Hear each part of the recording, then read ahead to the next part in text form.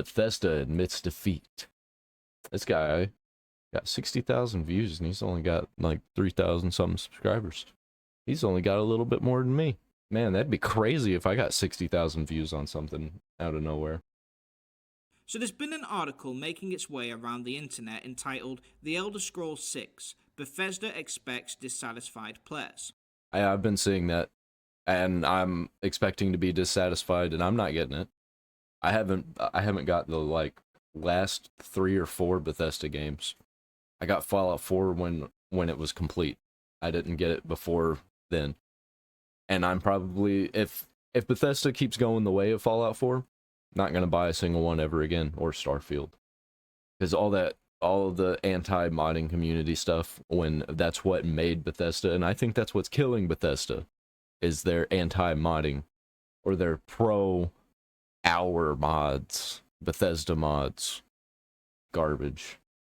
Well, that's the translation anyway. It was originally written in German, and I've put the article in the description, but assuming that the translation is correct, there's a few key things that we can take away. It says, after there were already upsets among the fans at the release of Starfield, Bethesda firmly expects the fans to grumble here as well. According to Bruce Nesmith, the lead designer, it's nearly impossible to meet the expectations of the fans. He also sees Bethesda here a little in a trap that Valve has also been in. The studio had a good run for 20 years with the Elder Scrolls and Fallout, and preserving that run is not easy. They made one good Fallout game. And it was Fallout 3. Fallout New Vegas they didn't make, and Fallout 4. Some of it was good. Only a few studios like Rockstar Games can do this, while Valve don't even try. The fans who want to buy The Elder Scrolls 6 will hardly be able to meet their expectations, Nesmith said. And especially when they're going to have like exclusive content at launch if you pre-order it, and it's also going to have a deluxe edition that's going to cost probably $150 by then. It comes out in a couple years. The marketing departments are putting their heads in their hands and crying over it, because it's like, okay, if it's not perfect, if it doesn't get a 95 plus on Metacritic, we're a failure. Nesmith, who was involved in Daggerfall, and it's not gonna, and people are gonna hate it. You need to scale it back and go back to Oblivion with, it doesn't even have to be that pretty. It just has to be good.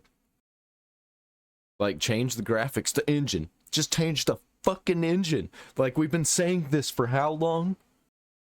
Since New Vegas, pretty much, we've been saying it. Like, the creation engine, garbage.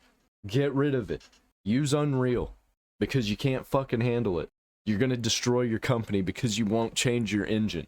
Oblivion, Fallout went on to say, The Elder Scrolls 6 will undoubtedly be a great game, but it will be compared to the previous games it won't be. Bethesda. No, it will not be a great game. I'm calling it now, that it's gonna be absolute shit. It's gonna be boring. Probably mostly boring. The boring thing is going to be the worst thing.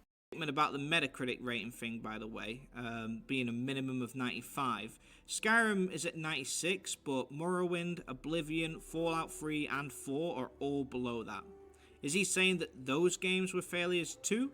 Seems like a crazy standard to set. I mean, I'm pretty sure less than 1% of top games get 95 or above. You can't please everyone.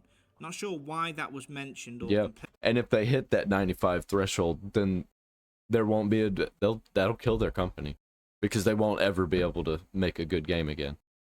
But essentially, if true, this article shows that Bethesda are feeling the pressure. Weighed down by their own past success, they're anxious about trying to replicate the success of their past entries. I don't have intel on Bethesda's mindset, but when reading these quotes from Nesmith, it looks like he's already resigned to defeat. He's already begun the process of trying to lower expectations by giving out these quotes, almost suggesting that Bethesda days are numbered and their best days are already behind them. In this video, I'm going to discuss why this mentality is wrong, and I'm going to offer them a solution. Yeah, me, a random guy on the internet.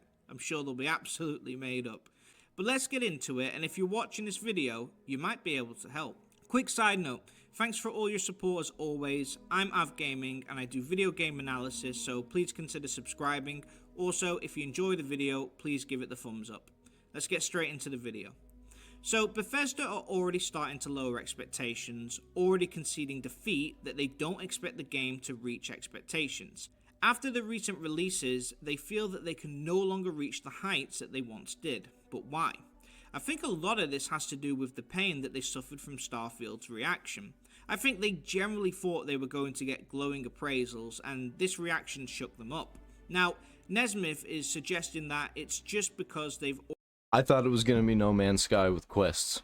It ended up being lesser Fallout with different areas rather than like a whole open map with nothing in it. I barely played that game. It was boring. I fell asleep playing it. And not like I would fall asleep playing Skyrim. I fall asleep playing Skyrim because I've been playing for 12 hours and I just start walking into a wall. Already peaked, but I think it's something else. Let's go back in time and cover Bethesda's track record starting at The Elder Scrolls. The game released in 1994 and it sold 3,000 copies. So this wasn't the game that made them. Daggerfall released in 96 and it sold 120,000 copies. The game reviewed well and it indicated that they were... I just want you to know, Daggerfall is not a good game. I mean, maybe back then, but you try and play it now, oh boy, it desperately needs a remake. On the upward trajectory. Then, in 2002, Morrowind arrived. It sold 4 million copies and received stellar reviews. It captured the true open-world RPG feeling, and still to this day, it has a strong fanbase. This game catapulted Bethesda up to another level. The game had a great foundation, but it looked a little limited in terms of visuals. It had very little voice acting, things like that. Oblivion released in 2006 and it sold 9.5 million copies. Now, some would argue that it lacked some things from the previous game, but you cannot deny it was more polished. I think Oblivion is the best game that Bethesda has ever made. That they've ever made. Fallout New Vegas is the best Bethesda game, but they didn't make it. It looked better, it sounded better, its user interface was more friendly, it was designed more for the casual player, whereas Morrowind required dedication. Either way, it scored well and it sold better. Bethesda at this point were a well-known brand. After acquiring the Fallout franchise, Bethesda released Fallout 3 in 2008, and it sold 12.4 million copies. It scored very well as well. Bethesda had shown that they could make great RPGs not just in the Elder Scrolls universe, but also in other worlds like Fallout, which used guns. Again, reviews are high, and then they never tried another one again. Like seriously, they've got 2 games that they keep screwing up. When are they going to come up with something new? Oh wait, they tried. Starfield blew up in their faces. Wasn't new enough, I don't think. The sales are higher than the last game. And of course, in 2011, we got Skyrim. This game sold 60 million copies, and it's considered to be one of the greatest video games of all time. It was even more user-friendly than Fallout 3 and Oblivion. Graphics had improved, the game was of a grander scale, and this was when Bethesda reached their peak. And then in 2015, they released Fallout 4, which sold 25 million copies and scored well across the board again.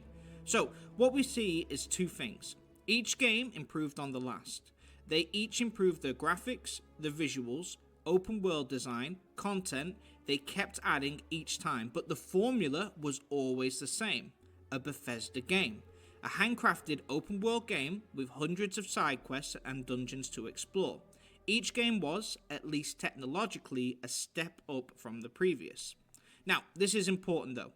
Notice I said handcrafted open world. Yeah, I'm pretty sure Bethesda is working on last gen games still. And that's been their problem for a while. They've been behind because they're doing too much that doesn't matter. Handcrafted and they're side not quests, outsourcing. handcrafted dungeons to explore, each slightly improved more than the last game.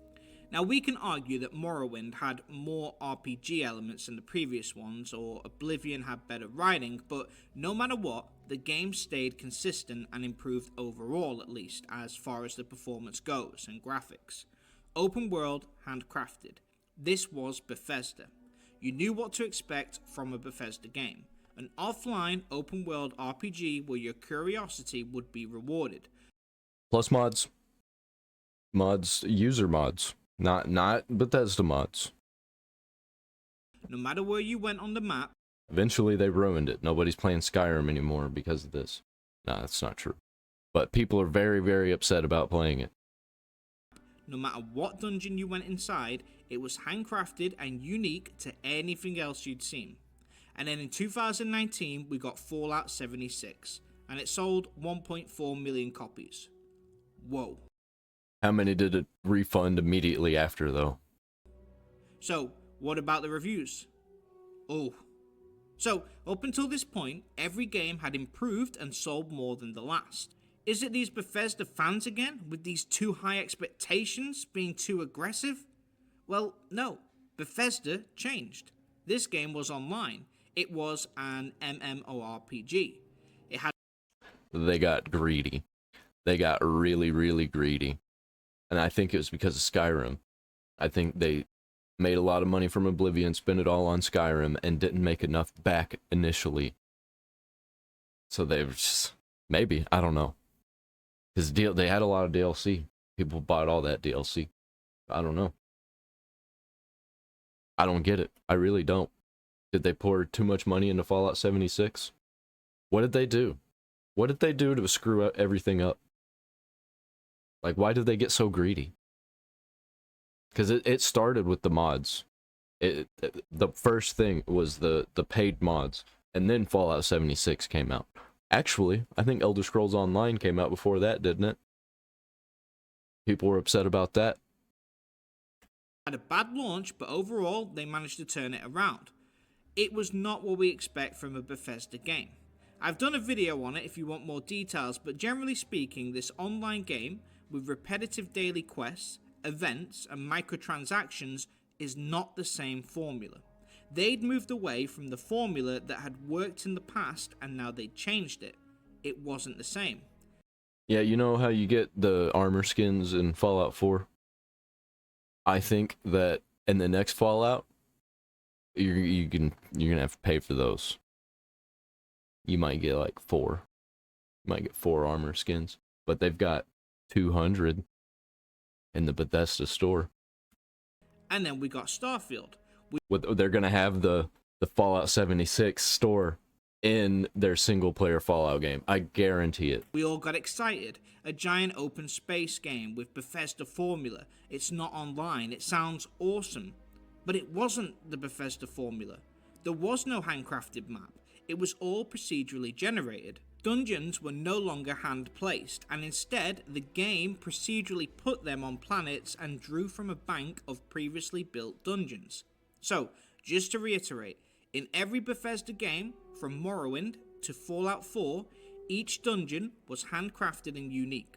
It was never a waste of time to go inside an unexplored location because you were guaranteed to see something different in some way.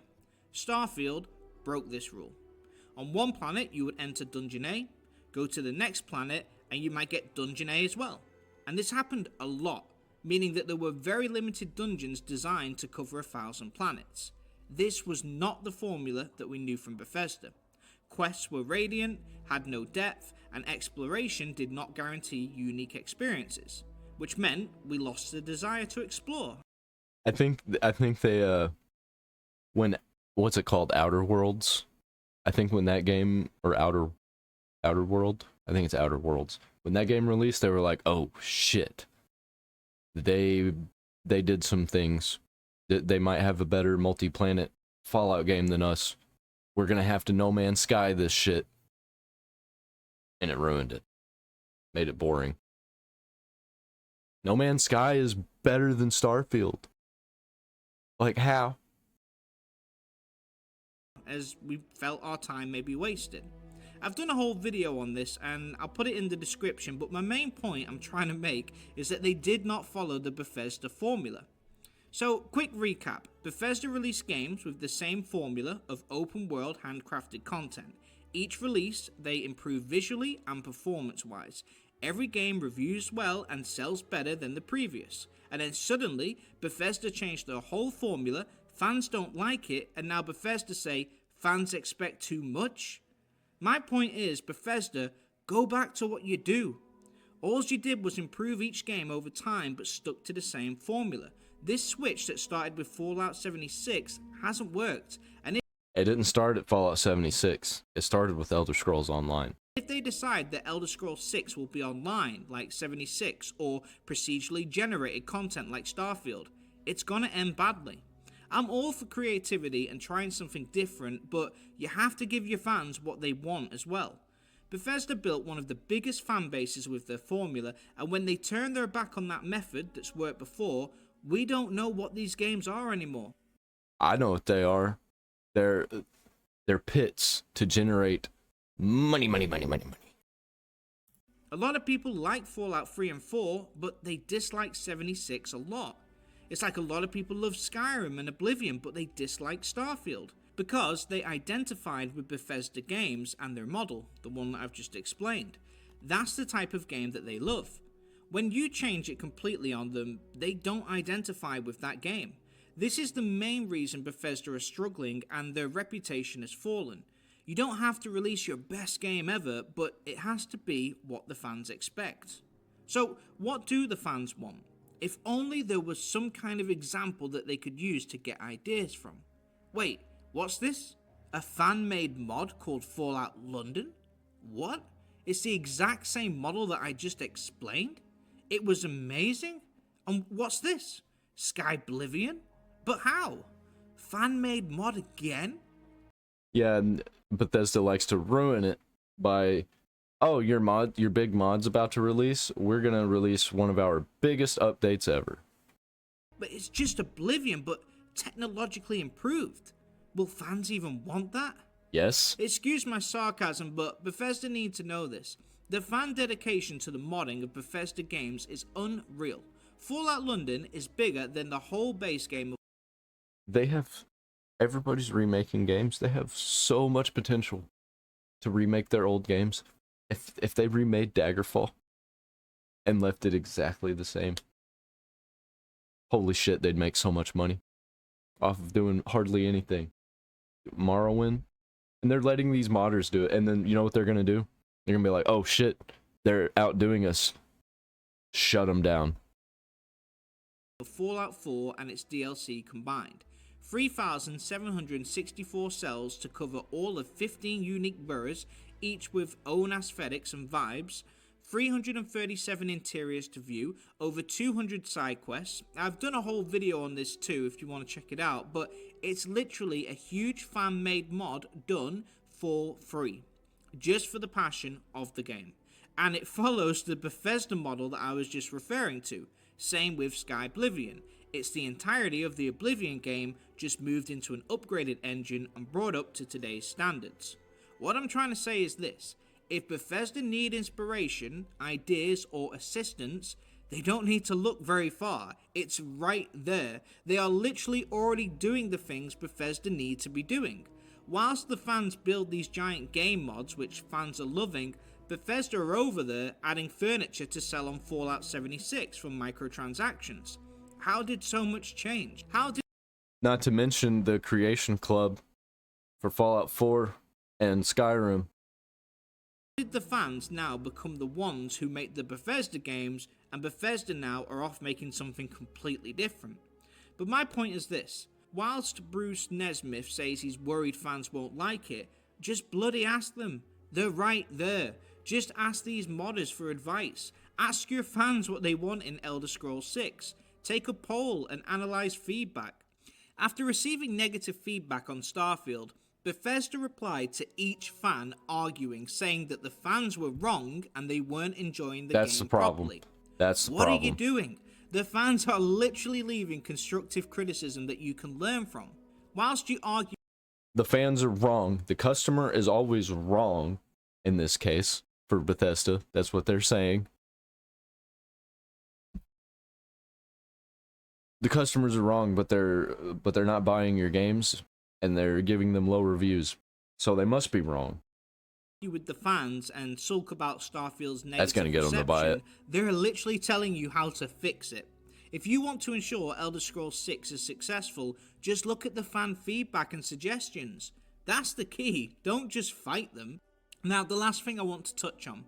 At least they're not calling their fans racist, unless they are. Most companies nowadays just say, you don't like my thing because you're racist. Bethesda make games which are art. Art is supposed to be fun. You're supposed to be enjoying the creative process. I'm sure if you asked Todd Howard, he probably had a blast making the games of the past. He loved them. But recently, Bethesda and people like Bruce Nesmith are giving the vibe of unhappiness. This interview honestly sounds like they're dreading it. I don't know what's happened over at Bethesda, but with their growth and success, it seems like they've lost their love for gaming and creating their games. They seem to be speaking in terms of deadlines, tick boxes, or corporate policy. They've grown a lot since the old days, but they need to look inside and find that love for gaming again. If they don't find it, then I suspect it will reflect in the Elder Scrolls 6 when it finally comes out. I don't even think that they're really all that greedy. I just think they're panicking for money. I think they think that it takes so much money to make a video game, which it doesn't. The more money you put into a project, people talk about this all the time. Like Kevin Smith was just talking about it on Theo Vaughn's podcast. That the more money you put into a project, the more it's what do you call it? It's cost at scale or something like that. Everything starts falling apart. It's too much for one person to manage, and then you have to get more and more people, and then you lose what you lose the thing that you were making. You lose the heart and soul of it because there's like bureaucracy making this game now. It takes like 10 people to make a blade of grass. Rather than feeling the pressure of the fans' expectations, just focus on enjoying the process, just like you did with the previous games that you made when you were successful. Don't worry about meeting expectations, just focus on making the best game possible, something that you'd be proud of. So in summary, my suggestion to Bethesda would be to return to their blueprint of handcrafted open worlds and pick up where they left off before they started veering away. Listen to the fans carefully, taking in constructive feedback, and maybe work with some of these creative modders, as the fans will show you the way to make the perfect Elder Scrolls 6. And finally, try to find the love in game development again. Make it a fun project. I know there's a lot of pressure after Skyrim, but you're Bethesda. You set the standards before. You made Skyrim, for goodness sake. Remember who you are and just focus on making a good game. Nobody really expects it to be as good as Skyrim. At this point, we just want Bethesda to make a Bethesda game again. Anyway, that's it for this one. I mean, what do you guys think? Can Bethesda turn it around? No. Do you think that I'm in the right or am I way off? And in the off chance that Bethesda are watching this video, then leave a comment on what you want to see in the Elder Scrolls 6. If you enjoyed the video, then please consider giving it a like, and if you're new here, please consider subscribing. I'm AVV Gaming, where we do video game analysis, identifying what makes great games great, and what could make good games great as well. Thanks for watching, AVV out. It's a good video. Yeah, I agree 100%. I would go a little bit more extreme with it. But yeah, Bethesda got greedy. That's what happened. And then they're getting money panicked because they think that things cost way more than they actually do. And that's what happens when you start spending too much money on a single game and adding too many people to it. You lose the heart and soul, man. Hey man, I have a live show. I do it every weekday morning. I film all these reactions during that live show. And later in the day, I do gaming videos. But every morning, 8 a.m., 7 a.m. Central Time. I'm Central Time. But for a lot of people that are going to be watching this, it's going to be 8 a.m. Some of them 6 a.m. Some of them going to be even different times than that. I got people all over the world watching this. If you want to support me, I got a PayPal down there in the description.